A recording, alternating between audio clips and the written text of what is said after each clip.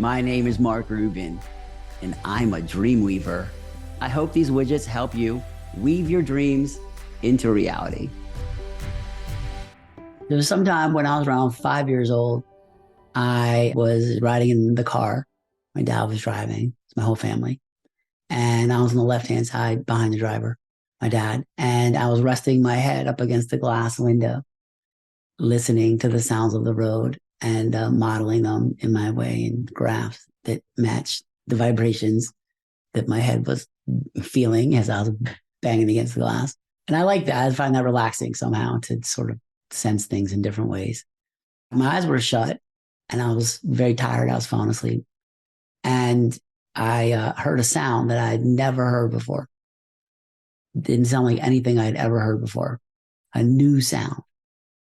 So I opened my eyes and there was a tow truck next to us, and it had a metal chain hanging off the back of it that was like dangling on the ground and bouncing around. And it was at night, and this chain, it was a big heavy chain, and the chain was swinging around on the road, and it was just sparks.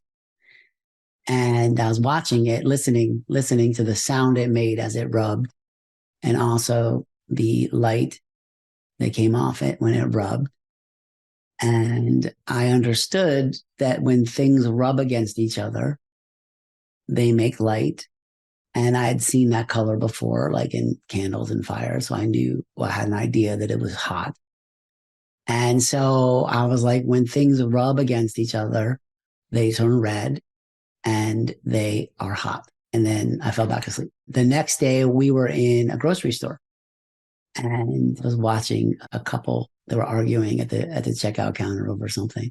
And I made the images and patterns I see when I hear words turn red as I was watching them, because I was representing friction, the friction of their communication.